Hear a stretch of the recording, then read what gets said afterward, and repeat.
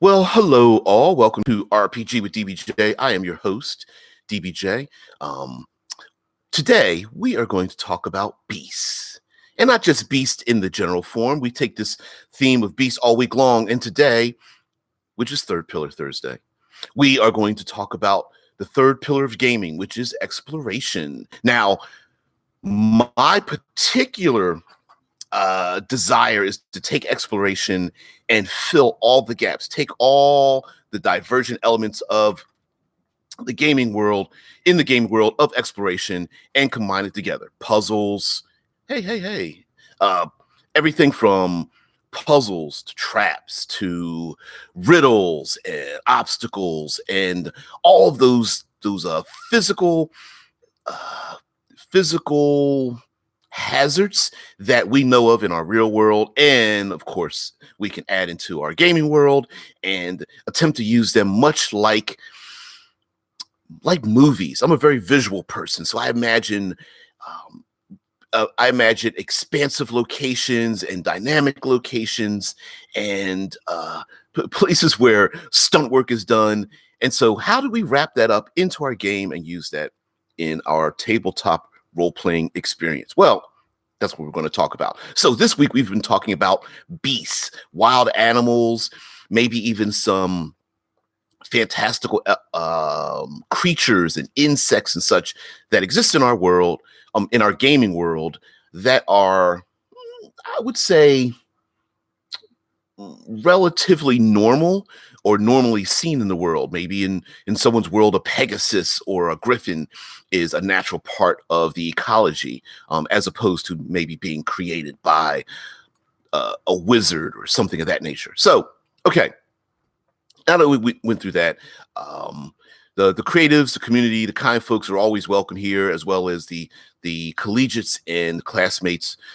If you wish to participate in these live streams, you may do so on YouTube, and we also simulcast through Discord. So if you go to Fantasy Grounds Discord, you go down to the left, slide down to the boiler room, and we're hanging down in the basement over there. Okay, done.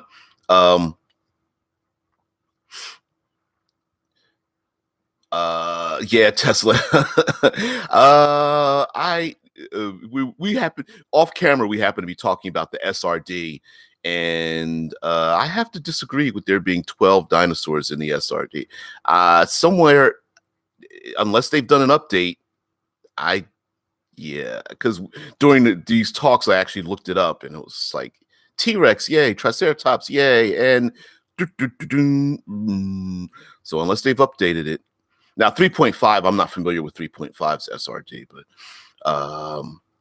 SRDs are system reference documents. They are documents put out by the role-playing game community to allow other third-party writers to use their materials. That's a different story. Actually, that could be a its own show. Anyway, all right, so exploration. Now, I've hinted upon this all week long. Today's Thursday. I got to dive into it. And it seems like, because we've mentioned this before, it seems as if many of the wild animals and creatures that are horribly dangerous to human beings, horribly dangerous to humanity in their approach to survival, seems like I see it, Tess. We'll get into it. It seems as if it's almost as if they are saying to the people playing the game that, well, for your first maybe 3 levels, they're dangerous, but after that, ignore them because they're not very harmful. We're going to go for bigger and better things, which is perfectly fine.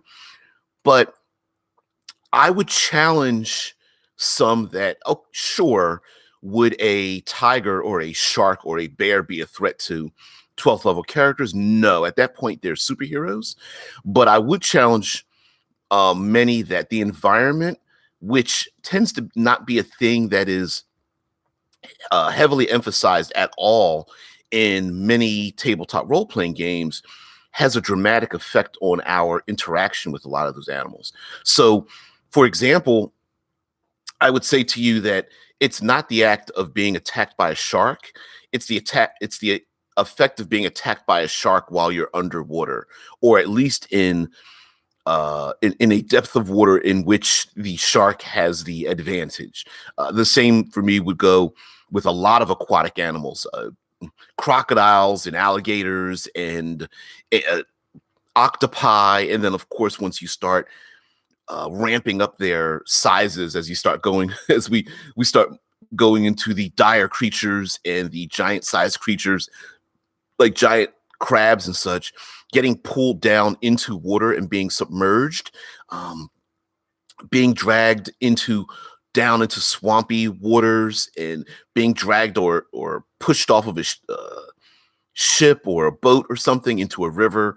I think we while the image of those things is apparent, the effects of having that happen in game seems to be either forgotten or mitigated, or pushed aside, as if the environment and the as if environmental exploration and combat are two separate things. Hey, what's up, Rick? Yeah, I know you're in there.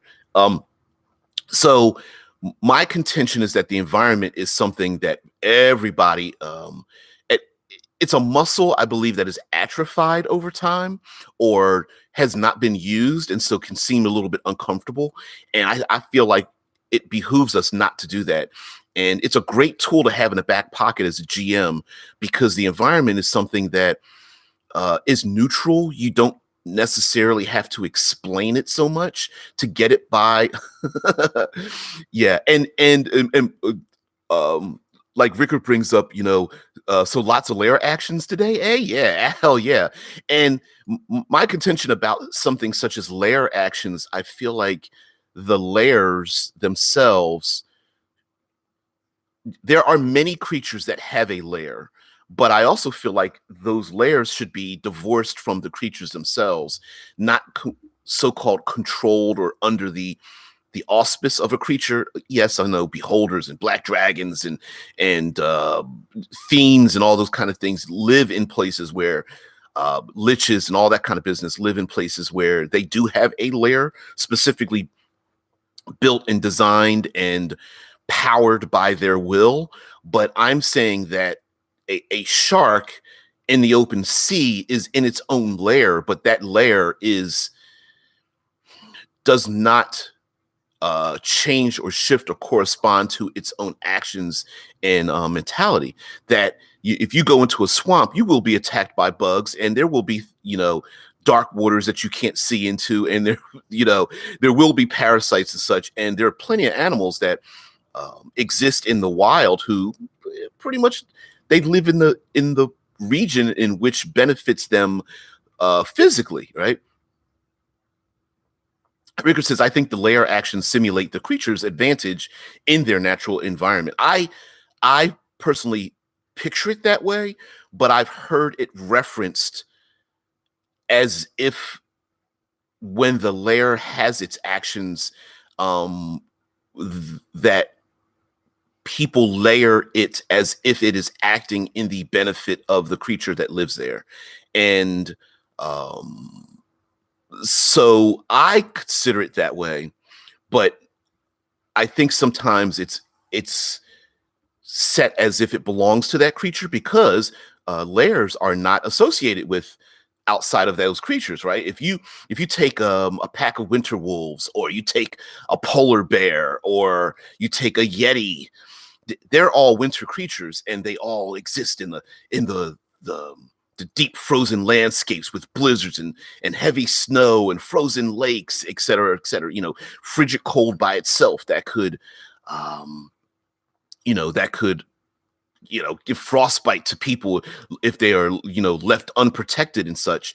And so for me, I'm a big proponent of, like, well, just take the layer of, say, a white dragon or what have you, and take that and then place it out into the environment and maybe mitigate some of its effects, because we have to remember that human beings are able to live in some of those places and navigate those locations.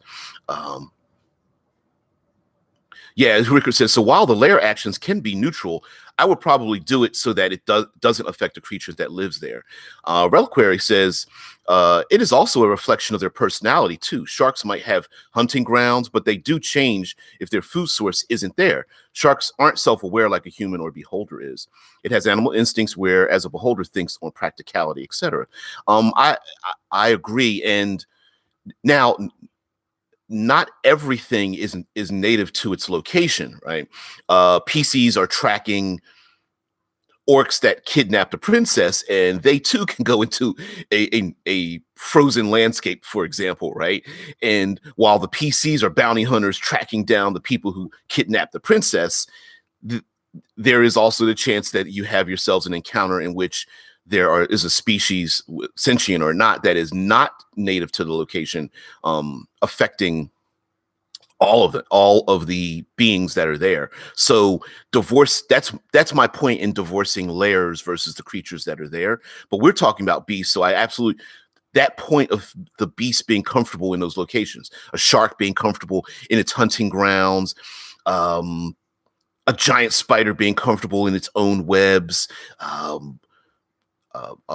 marsupials like gorillas and chimpanzees being comfortable high in its jungle trees and such places. Yes.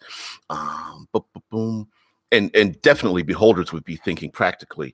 And well, I can imagine a beholder having absolute control over its specific living spaces, but maybe cave fishers wouldn't, you know. Deadman, the storyteller, says Shadowrun had an advantage called home field advantage. Yes, definitely a home field advantage that allowed you to name somewhere as your lair, and you got a boost to skill rolls while there. And Rickard goes on to say, so a cold winds lair action would do 1d6 cold damage to everyone in the area. It wouldn't affect the winter wolves because to them it was Tuesday. Hell yeah.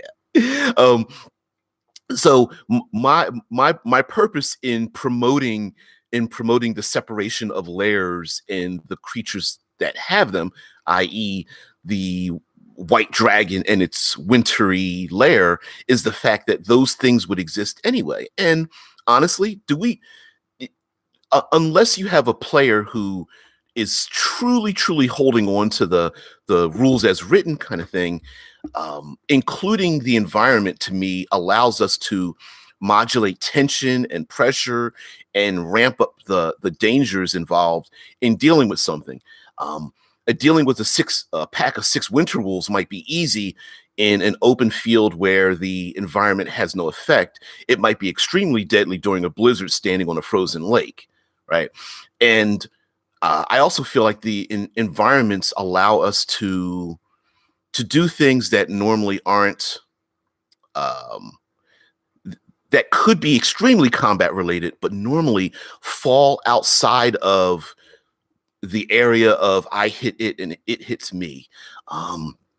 So since we're talking about monsters and such, beasts and such, let's pick a crocodile, right? Just pulling this out my ass. So crocodile swims up. We have the image of Bruce Lombardo. Hey, what's going on there? Wait, don't do that, dude. It's fine. Deadman the Storyteller says this is actually discussed in 2nd edition Dungeon Master's Guide. And to be honest with you, dude, thank you so much for the super chat, man. It's not, I embrace all. It is not necessary to support me that way, but for those who do, I really appreciate that, and that's really kind of you. Not exactly sure why. He says you always have great hints for play. Of course, I'm going to do this. Yeah. Not just me, but the rest of us too. Don't forget everybody else here. The idea for me is, and mind you, we're just talking about layers, right? But there's other things. I've talked a ton about reskinning traps and puzzles and riddles and all these other things. And some of the effects that we can use could be really small, to introduce them in very small ways. For example, the giant crocodile that swims up and tries to attack the party. Well, in our minds, we imagine the crocodiles with their nostrils and their eyes just just piercing the upper layer of the water and moving very slowly, being very patient. And we know what they do, right? They sit in the water, they wait for their prey, they snatch out, they grab their prey, snatch them back into the water, and do that spin, that barrel roll spin. Okay, so let's pick on the halfling, because I like to pick on the halflings at the back end of the party, right? Okay. Crocodile goes up, attacks halfling, goes back into the water. Well, what's happening there in our game? Sure, we can say alligator comes out of water, stands on solid ground. The environment has no effect on the attack. It's just crocodile bite, players attack with axes and swords. Crocodile tries to bite again, and going back and forth. But what's more dynamic, right? Is it that grappling attack that grabs onto the halfling and yeah, barrel roll, hell yeah, grabs onto the halfling's leg or giant crocodile grabs on their whole body, dragging them into the water, possibly drowning them, pulling them down where the crocodile returns back into its place where it's most comfortable, in the PCs in maybe heavy armor, maybe can't swim, maybe there's a Warforged or a Gearforged PC, and they're all looking at each other like, I'm not going in there. You go in there. No, I'm not going in there. And then out in the middle of the swampy river, the PC's like, hey, wait, help. Hey, could you help? You know, that's the thing. But then maybe you allow the PCs like, hey, listen, this crocodile is going to latch onto me and is not letting go. Can I hit it in the eye? Well, is there a rule for that? Is there really a rule? Are there really rules for what I'm talking about? Well, essentially, yes and no. A lot of the things that I love about using the environment and the creatures and the animals that live in it is that we do have the rules, but they're just spread in and amongst what we already have, and they're not normally condensed into one area, for logical reasons. It basically for the comfort of those who are reading the book. It's already complicated enough learning the rules in combat and social interactions and such. Adding yet a third layer is very difficult. Again, Mr. Lombardo, thank you so much for that. Not exactly sure why you just popped in and decided to pop something in there, but yeah. Okay, so giant crocodiles, winter wolves, even, okay, let's go for like a Black Panther or bestial gorillas or something like that in a wooded region. Thick foliage has an effect. We also have to deal with heights and varying levels vertically as opposed to horizontally. Many felines, lupines and felines will grab their prey. Not lupines, felines will grab their prey and drag them up into trees. So, oh, okay. Thanks, Bruce. Because you reviewed Salt and Wounds, and I fall in love with that book, sir. Yeah. I did a page through of the Salt and Wounds. I kind of stumbled through it. I think I give myself like a 3 or a 4 on a scale of 1 to 10. But yeah, I did a little page through of the Kickstarter for that book. I hope he finishes it out. I really do. It seems like it's got a lot of fits and starts. But yeah, J.M. Perkins, please finish it. Side note, for those who don't know, Salt and Wounds is the name of a setting in which it is built around the eternal slaying of a Tarrasque and a very despicable shadowy city has built up around it, very corrupt, and there's all kinds of alchemical things, people using the blood and the brains and the muscle and the bones and things like that. Reliquary says leopards tend to do that. They pull their prey up into trees. Yeah, and Bruce says, yeah, that book is crazy. I agree with you. Yeah, leopards do that. I believe tigers do something similar as well, pulling their prey up in the trees. I believe panthers do that in jungles. Yeah, definitely leopards, pumas, and birds. Predatory birds will snatch prey like fish and small rodents off the ground and snatch them into the air. So we're not just talking about the environment, but the environment has an effect on how they hunt and how they interact with the prey that is around them. So it's not just you were attacked by a leopard. You were attacked by a leopard, and that leopard is attempting to drag you into a tree. It's not just you're being attacked by a giant spider. You're being attacked by a giant spider, and that spider will drag you away, wrap you in its web, and dangle you from its web-like lair, right? And Reliquary says leopards pretty much live in trees. There's such a weird exception to the cat family. Where animals attack from? Trapdoor spiders attacking you from below. Maybe a surprise action. Who knows? There are many creatures that live in, like the leopards, and other creatures that are in trees. Maybe there's some sort of dire gorilla in your world, and they jump down from or throw things at you from high in the trees. And then let's talk about trees in general. Trees and foliage has its own strange dynamic. Some of us might be thinking of say redwood trees, very long, straight, smooth-ish trunks without branches for many, many, many feet or meters until the upper branches spread out. And then there's other places where there's jungles in which you can't run in a straight line without a machete or something. But there's many animals that can very easily navigate the upper reaches. So the PCs down below, yes, we do have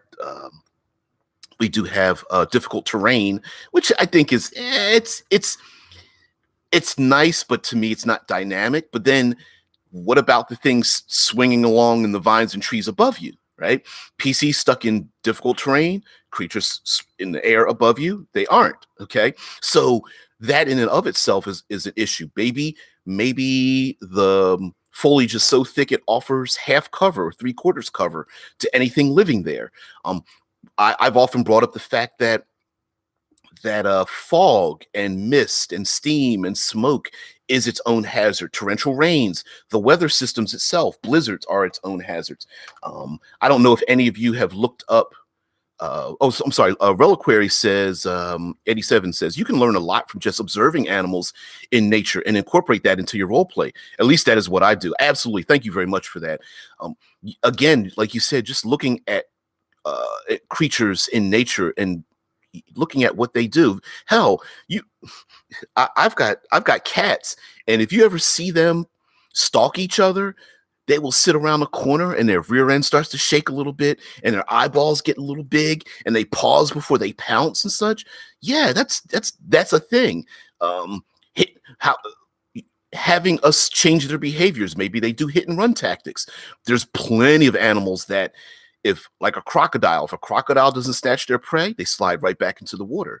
They don't sit there and attack round after round, of course, unless they're being attacked. But again, there's many creatures that do hit and runs. Cheetahs burn themselves out. They chase down their prey. They go after the slowest one. If they tackle it, cool. If they miss it, oh, I'm tired. Let me trot on back to my group and see if we can do this again. That I just find that while narratively it is cool for us to incorporate the environment, I think every once in a while, once we get used to exercising and flexing that environmental muscle, that exploration muscle, that we could add yet more layers onto an encounter and take essentially, instead of having to always buy new monster books or defaulting to, well, bigger is better. 3 orcs are easy, I'm going to add 12 orcs. I believe, how different would it be for those same orcs to be native to the winter pass and the blizzard socks in, the PCs are pulling their furs against them because they're afraid of the frigid cold, and then out of the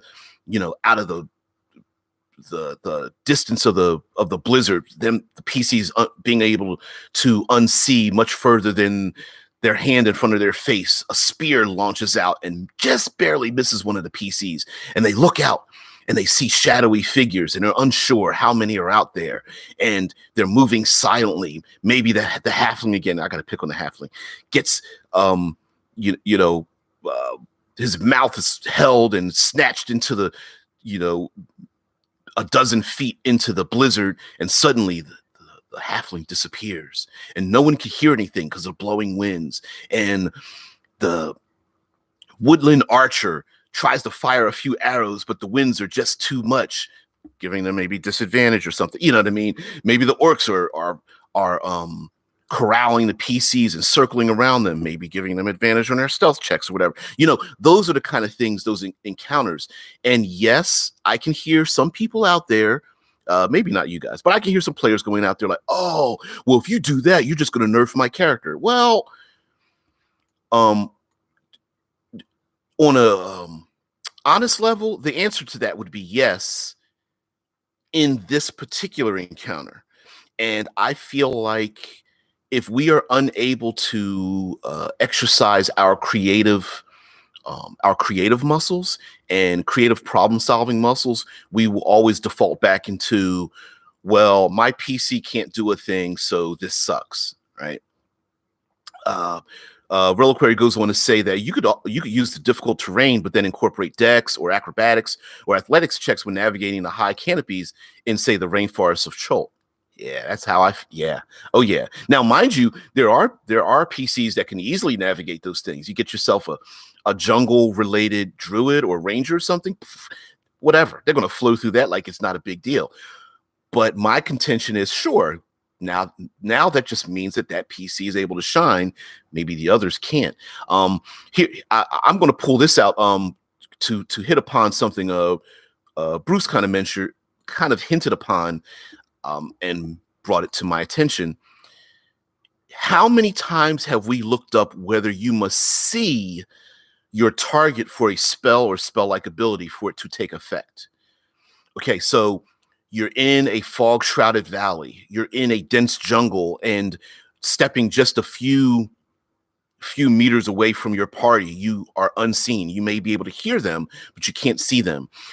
Maybe at the edge of your dark vision, down in the deep dungeons at beyond 60 feet, which isn't very far, you hear something, but you cannot see it. How many spells do we take for granted?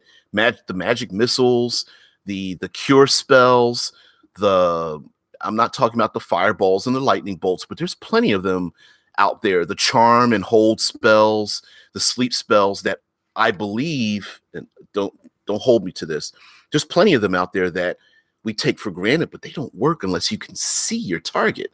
So PC gets taken down, pulled down into the swamp by the alligator or the crocodile. PC drops to 0 hit points and starts drowning. Someone's like, hey, I'm going to heal them. And actually, there's a video out there of this. I think it's a GIF. Someone's like, oh, they're drowning. They dropped to 0 hit points. I'm going to heal them. Dungeon Master says, great. They receive, 5 points of healing. Cool. They heal 5 points. Their eyes awaken. They suck in a deep breath. Ooh, I'm alive. Oh, they immediately start drowning. They drop to 0 hit points because they've just been pulled back up into positive hit points underwater, drowning. And then the PC is just like, oh, they're those kind of things, man. James Lundell says a slipping, you could have a whole ski adventure, might even run into a tree. Exactly. Hell, how about just having a fight on a wooded hill or a rocky hill or an incline? How about having an encounter on a sand dune and you have your Tusken Raiders at the top, reskinned orcs or something like that, okay? You've got your Tusken Raiders at the top, PC's going up the sand dune, and does the sand dune slip? Does someone fall down? Yep. James Lindell, fight on a long rickety bridge. I love myself some rope bridges. Rope bridges are sweet. Are rope bridges kind of like a cliche? Yes, but they're awesome. And so here we go with, all right, so we have ourselves some dynamic locations. A stony hill, maybe it's raining and it's muddy, maybe there's an embankment on a coastal region and a beach or whatever. Okay, we're in a winter wonderland, we're in a desert, and then we have ourselves our animals. You throw in your beasties, your giant scorpions, you throw in your griffins, you throw in the owl bears and such. And what happens there? if the PCs are crossing, let's say, an old rickety old rope bridge, and they realize you describe it with some of the slats being rotted, and as the PCs look upon the bridge and decide whether to go, one of the wooden slats, because you gotta foreshadow this a little bit, right? Get them a little nervous. One of the wooden slats falls away as a strong wind blows against the bridge, and you see it fall down the ravine into the distance, unseen in the misty fog below, right?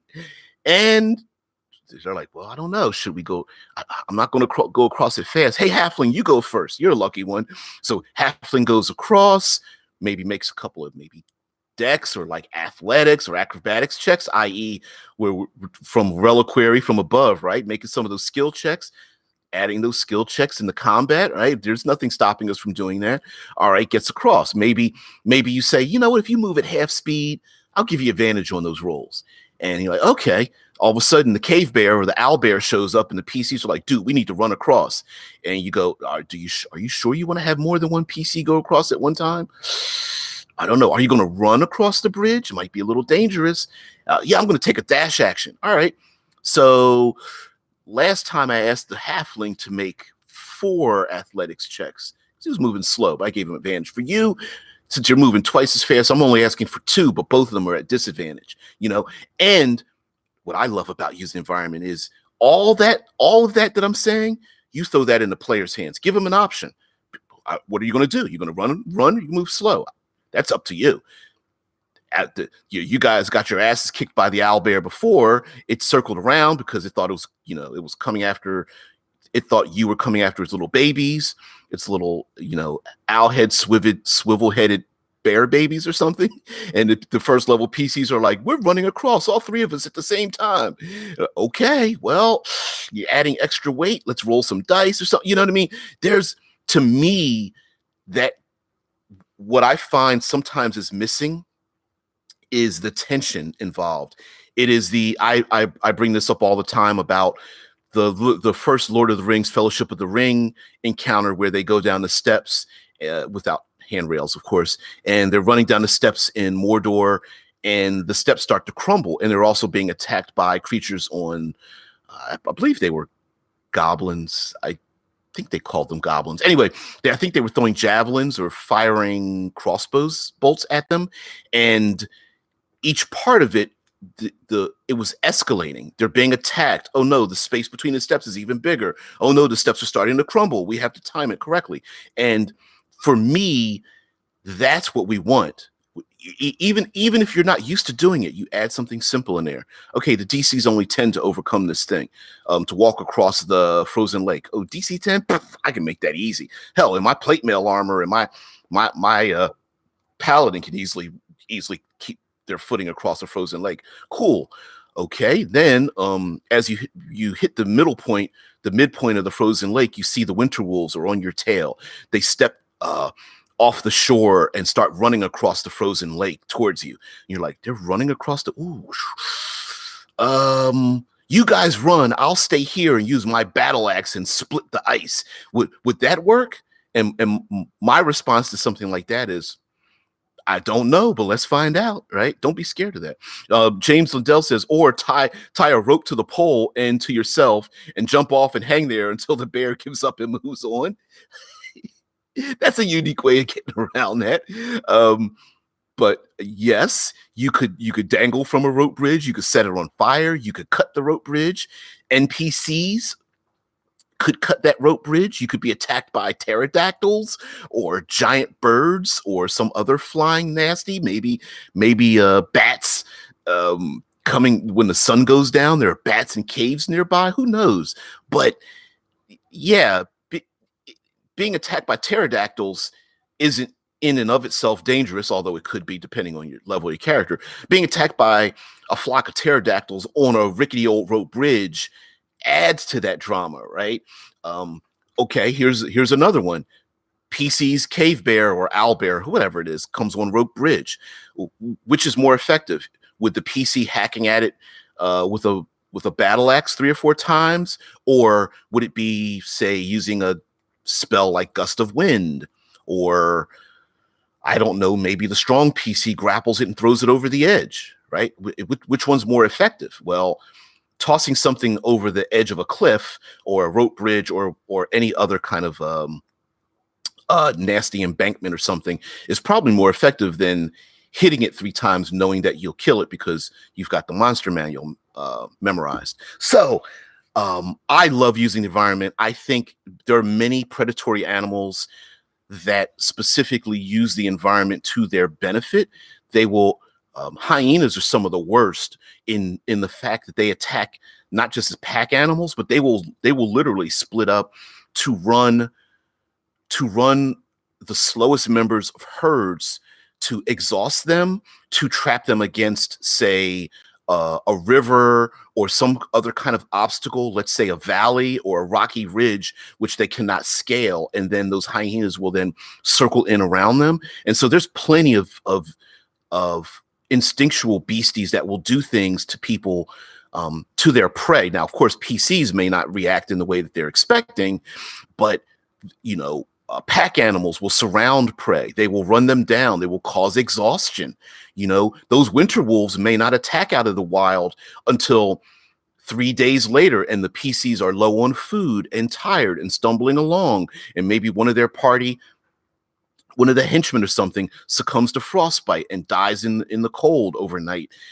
They try to wake him up and he's frosted over or something, and then the winter wolves are like, oh, we can start to eat now. There's only like 3 members left, and they started out as 8. And I'm sure maybe a few members of that pack of winter wolves comes into attack and are driven off by the PCs with a flaming torch or something. Again, going towards the narrative behavior. There's no rules that say like a flaming torch keeps wolves away from an encampment, but would that be within your setting, would that be a realistic response to the PCs holding out torches to them? Sure. And therefore, solving problems creatively. Again, PCs solving things creatively. Are there rules for these things? No. And I feel that the reason that that explorative pillar, that third pillar in gaming, isn't used, because it can get a little complicated. It's very hard to write rules for things that are always one-offs. For example, torrential rain is its own problem, its own thing. If any of you who've lived in areas where you've had torrential rain, we know that you get soaked to the bone. You can only see so far. It will extinguish fires, i.e., you could say everything under the rain has resistance to fire. Maybe even absolutely reducing not just the damage, but the duration of fire-related abilities. But it can, again, creative role-playing maybe can work to someone's advantage. For example, the PC that's pissed off that their archer can't hit a target far away because they have disadvantage beyond a certain range. Maybe they draw their enemies inside. Let's say they're inside of a small town, and they draw them inside of the tavern. So when the enemies come out of the torrential rain and into the tavern, now the archer now has their prey where they want them. Or someone summons a fire elemental inside of a building, and the PCs run out into the torrential rain, and then the torrential rain starts sizzling off of the fire elemental, and you see steam and mist coming off of the fire elemental. Again, the environment is not just for our purpose to beat the PCs up, to smack them around, but Reliquary says, I live in the tropics of Queensland, Australia. I know all about rain and storms. Yeah, if you live in a coastal region, I used to live on the East Coast, Philadelphia, Pennsylvania, and tropical storms will come up the East Coast, and they come from the Caribbean, come up past Florida, come all the way up the coast, and man, it would drop a ton of rain. And when we start talking about the environment, not just, yes, talking about weather, but with rain and storms, because low visibility puts out fires and such. Rain brings with it floods. With flooding comes some types of migratory animals. I believe there's fish that literally will come out of the water, skitter across land to go down into other ponds and such. There are many aquatic animals. We talked about the giant crabs or crocodiles or something, that when the water levels start to rise, maybe they have a greater ability to, or desire to, move in and around these lands. There are places with dry riverbeds, and every year there comes the rainy season, and the dry riverbeds flood, and there's so much water that it's impossible to navigate. And again, ramping up the tension. PCs come into town, torrential rain, floodwaters, mudslides, rock slides, maybe even thunderstorms, hurricanes, earthquakes, all kinds of stuff. Don't even come near a volcano, and the effects of that. Poisonous gases, smoke. Smoke in itself is its own hazard, and layering on top of those things an encounter with a dangerous or multiple dangerous beasts, right? The idea of going through the heavy jungle, and you're taking your swords and machetes and cutting through the jungle, and it's so difficult to run. Dead Man says fish that can come out of the water are called amphibious fish, and puts in the link into the Discord. Yeah, there's so many strange animals out there, and they, of course, want to live in a place that's most representative of where they are from. The birds want to live in high locations, in their nests, maybe in high mountain ranges or tall trees and such. There are animals that are nocturnal and will come out at night. I do understand that in 5th edition, like 95% of player races have dark vision, but there are plenty of limitations in dark vision. The limitation of dark vision is it's in black and white. So players go through a region and they see a pool of fluid. And I say fluid for a reason. Well, what is it? Is it water? Is it hot or cold? Is it some kind of gelatin or a pudding or a jelly? Is it acid? Is it tar? What is it? Is it blood? I don't know. It's black and white. Are you going to go over and taste it? Well, you get close to it and it's warm and you see it's bubbling. We're near the volcano. I bet this is maybe, bubbling water or something. And then somebody else goes over towards it and drops something in it and you see it sizzle. Like, no, yeah, I think it's hot, but I also think it's acid, right? Black and white. Dark vision has a limit to its distance. So 60 feet on average is not very far. How many animals? Oh man, you're so bad, bad, James, bad. Yes, it very well could be. What size? Let's pick a giant beastie that would deposit their half of their chromies into a big pool of pool. It's maybe a dragon. I don't know if a dragon would maybe some kind of fiend. Maybe there's a fiend out in the wilds, and the pit fiend's like, I'm bored. Let me have some sexy thoughts. Get my sexy time going on here. Whatever. But there is a possibility that as well, that when we're using the environment, that you can get a little bit overwhelmed, stacking too many things. Like, for example, torrential rain plus a threat of being hit by lightning, and you're going up a muddy hill and embankment, and it's slippery, and there's some kind of beasties, a pack of beasties at the top that want to attack you, and it's one step forward, 2 steps back, sliding down the ridge, but you don't want to slide down the ridge because the floodwaters are coming. And so it can get really complicated. And you're just like, oh, I can't believe I did this. I do agree that's a possibility. But I also say that for those who feel like using the environment complicates things, again, the muscle that has atrophied or not been used at all, I would say it's not much different than, say, having, I don't know, 6 dinosaurs, 6 maybe velociraptors surrounding a party, right? You're still using stat blocks, you're still using die rolls, you're still accounting for their behaviors and saving throws and movement rates and those kind of things. maybe instead of 6 of them, you have 4 velociraptors, but it is in a jungle during the rainy season, right? And maybe you foreshadow the effect that, hey, if you try to run through this jungle, there's a lot of exposed roots. Might be some tripping hazards here. If you run, oh, I'm going to make a dash action and jump behind cover to protect myself from the velociraptors and hope to hide or something because my character's really good at hiding. You're like, well, you are a ranger, you're good. Let's see, because of your ability to move through the jungle swiftly, you have advantage on making this dash action. Like, great, cool. Let me grab the dice. I rolled a 17. Cool, sweet. I don't trip and fall. Okay. How about you, Paladin? I'm going to chase after him. Okay, it's difficult terrain, and all right, go ahead and make that roll, but you're probably going to fall on your face. So again, modulating how the players interact with it. I also feel like the environment can be used and abused. PCs climb up stony ridge in a mountain valley.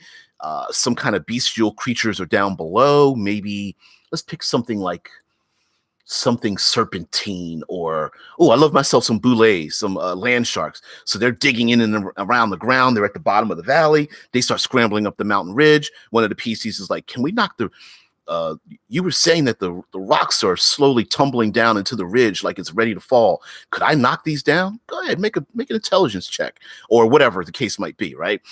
Make an Arcana check to fire your lightning bolt at the top of the ridge to make the stones tumble down into the valley, blocking you from your enemies or something. Again, using skill rolls in the game. My feeling is if you're going to bother using skill rolls, or request one from a PC, allow the PC to benefit from the success of having that. Don't just offer a penalty to it. And one example I would bring that I often bring up is PCs are attacked in a tavern. One PC says, I'm going to tumble roll across the tavern table or swing from the chandelier and land on the other side. Other PC says, I'm going to get up from my chair and run around the table. DM says, okay, person that goes around the table, you make your movement, you go around the table. But then the PC doing the Errol Flynn, the swashbuckling, says, well, you need to make an acrobatics check or fall on your face, right? The end result is both of them get to where they need to go. One of them is being very, very flamboyant about it. The other one calmly walks around the table. The problem with that is by forcing one player to make a roll, you punish them if they're unsuccessful, but they get no benefit if they are successful, which reinforces the act of not doing the thing in the first place. So my feeling is offer skill rolls. Very commonly offer skill rolls to do a thing, to give them an advantage, whether it's uppercase or lowercase advantage in this particular thing. Plur says, damn, been here 28 seconds, already got something useful. Well, see, that's your fault. Don't blame me for that. But again, offer them something. If a PC wants to do the Errol Flynn, wants to do the swashbuckle and swing across something, cool. You get to avoid the difficult terrain.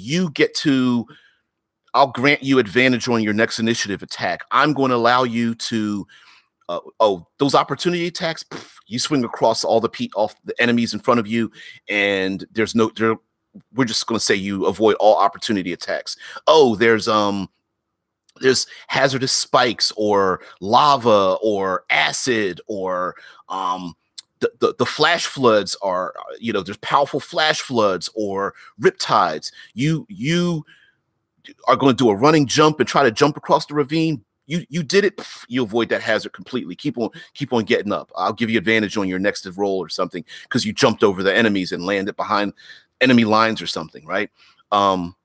Yeah. But on the other hand, if they fail it, okay, maybe they fail dramatically. You slip and fall. You drop your weapon. You just land badly. You jump across the rooftop and you land badly. You drop your weapon. You can easily pick it up again, but your movement now just happens to be 0, or you land prone or something of that nature, right? So Rickard says, don't punish or make it hard for players if you want them to do Errol Flynn stuff. Exactly. Now, depending on how you want to modulate it, if your game is extremely cinematic, don't even have a roll at all. If someone describes someone has a 30-foot movement rate. Okay. One player describes it as, I'm going to run 30 feet. All right. Another player says, I'm gonna do a Jackie Chan, bounce off the wall, do a forward flip, and then roll. And when I come up, I'm gonna be like crouched down with both of my daggers out or something like that. Did you move 30 feet? Yeah, I've got a 30-foot move. Great. Then you do that thing, right? Maybe your setting is extremely cinematic, in which case those are just descriptors to allow someone to get to a certain location, much like cinematically describing combat. One person says, I'm going to swing my sword. I rolled a hit. I hit for 3 points, right? Or I swing my sword, the enemy blocking it. I swing towards his head once, twice, thrice as they bring their weapon up to thinking that I'm going for their head. But then I slowly pivot and I slice across their belly, running past them, my back turned to them. And as I see them fall, and you're like, well, hold on, make your roll. I rolled a 17. You know what? How much damage did you do? 12 points. You know what? You killed the orc. Go ahead. Tell me how you killed him. Right. As I slice past his body, I sit there, my back turned to him, blood dripping from the blade, and suddenly his body splits in half, tumbling into two pieces, his organs splaying on the ground. Right. That's just description filling in the spaces of where the numbers are at. And you can tell I'm very excited about those kind of things because I tend to fall into the cinematic region. All right. Let me stop that because yeah, Plur, you have to make a roll to do a Naruto run, and you'll die if you fail. You can't succeed. Yeah.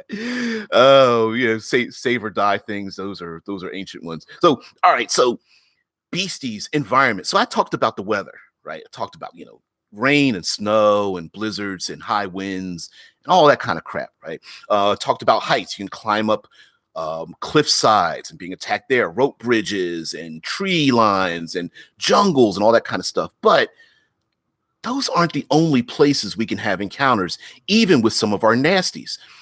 Let's make an example. You're in a medieval light major city. Nasties can be there too. We have ourselves wild horses. We have zoos. We have trained animals. We have so many other things. And of course, maybe those animals are not familiar with the location that they're in, but a PC is familiar with it. How could I forget sewer system? You got to go down into the deep sewers, waist deep in muck, bits and pieces of feces down in there, PCs holding their nose, and then something slithers along one of the PC's thighs. What is that? Are they tentacles? I don't know. Shh, everybody be quiet. Maybe an eye stalk pierces up through the muck, and everyone's like, oh, we better run. And the Otyog's, I don't know, tentacle wraps around the halfling's thigh. For some reason, I'm picking on the halfling because do I have a thing against halflings? Maybe I do. I'm so unfair.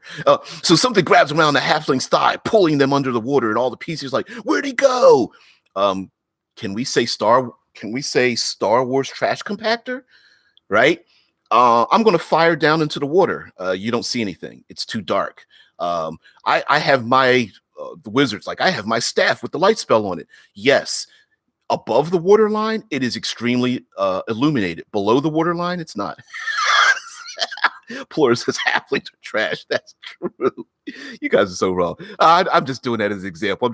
I'm being funny. But again, going down in the sewer systems, you can throw all kinds of things there and ramp up the tension. Is there an Otyog down there? Is it one creature? Maybe it's multiple creatures. Maybe there's something living down there. Maybe there's a giant crocodile or something. And then again, there are no flushing toilets, but maybe the torrential rain outside starts to fill up the sewers, and it goes from ankle deep to calf, to waist, to chest, to over the head. And the pressure of the water as it floods down in this place is pushing everyone against the iron grate, and swimming against the current might be difficult. Breaking the iron grate might be difficult. Maybe someone says, oh, if we go further down the tunnel, there's a place where we can climb up to the surface. Give me your hand, And then the tentacle reaches up as the PCs are climbing up towards the surface, and they see the storm grate above them. Or maybe the strongest character is like, This storm grate seems to be rusted, right? And I was like, yeah, I described it as rusted. Great, I'm going to smash it with the tail end of my battle axe and use the handle to try to wedge this thing out of there so we can get swept out to the outer reaches of this city or something. The kobolds that clean the sewers are retaliating against the man. Yeah, they're not going to keep us down. Yeah, but yeah, of course. And let's make it a wizard's tower. Maybe the wizard dumps its alchemical um, mistakes down into its own sewer system, and we have some oozes and jellies and all kinds of fungi down there. Yeah, the kobolds are there working for a minimum wage, cleaning these things out with their little magical cattle prods, getting the gelatinous cube to fit in, getting the square gelatinous cube to fit into the round peg hole, getting the PCs to move out of the way.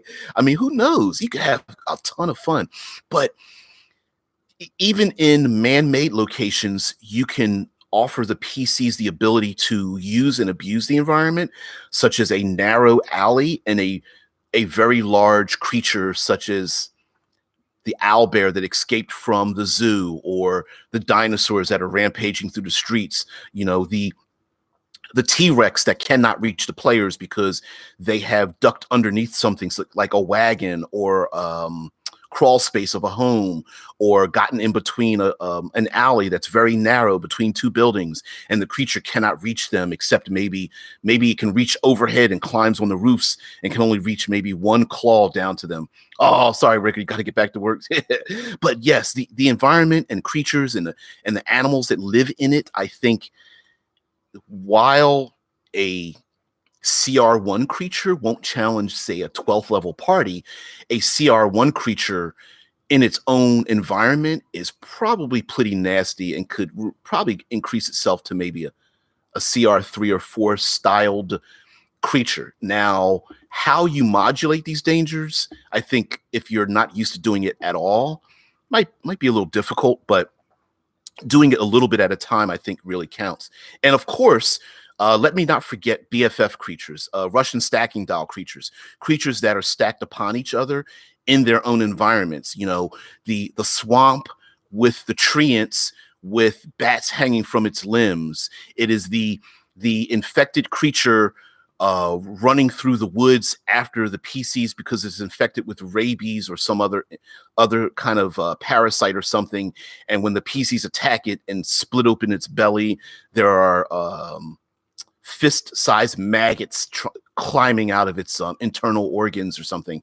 There's the idea of coming upon the giant spider, and the PCs are climbing along and must navigate the giant spider's web. Maybe they're not sticking to the web, but they're able to navigate the web like climbing along monkey bars or the top level of a tree canopy, and they have to be careful. It's almost as if getting trapped in the spider web is safer than falling, dozens of yards or meters down to the ground below. And then they see some of their ally trapped in the spider because the spider dragged them up into the tree canopy. But all of a sudden, the web starts to shift and move, and the giant spider comes towards them with its, rear end having a swarm of baby spiders on it, and the big giant mommy spider comes after the PCs, and the PCs are trying to cut their play. You see how I'm creating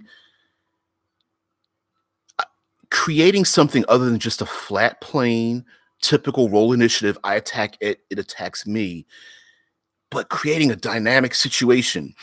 The PCs need to rescue someone that has the key to finding the dark crystal that they want, that has vast power, and that person's dangling from the bottom of a giant spider web, and that spider is coming towards them as the PCs have already climbed up into the tree canopy, and the spider itself is, its little spider babies start leaving the spider and start climbing along the web towards the PCs. We start stacking on the options that the PCs have. What do they do? How are they going to handle it? Where are they going to do it? What kinds of dangers will present in front of them? Does one PC want to light the whole thing on fire? Does another PC say, hey, I'm the acrobatic one, I'm going to lead the giant spider to climb underneath the web, so my allies can stay on top of the web and I will lead it away? Does another PC say I can fly and I'm going to fly up into the air and attack it from range? Maybe the archer is like, you know what? It actually might benefit me to get to attack this thing from the ground and fire my arrows up into the belly of the spider, because the spider is now up inside the web or something, giving the players options, giving them the ability to pick and choose and kind of navigate through the environment, using the environment like a unique location in a movie set, like Fast and Furious and The Matrix and any end of the world movies, survivalist movies, any kind of Indiana Jones movies, where there's always something happening, there's always something moving around, maybe there's chaos and whatnot. But again, we can throw our beasties, our animals in there and just make things even far more dangerous. Snakes. Did someone say snakes? Snakes. I hate snakes, right? So guys, everyone, thank you very much. Bruce and Bardo, thank you very much for the super chat. I really appreciate that. It feels like it kind of reinforces the thing that I do here. So guys, tomorrow is Future Friday. We are definitely going to be talking about from modern day to the far future, post-apocalypse. Definitely got my Star Wars t-shirt on, and we'll talk about nasties in those regions as well. Everyone have a great one. Thank you, James. Yeah, great show. Great for me. Great to see everyone as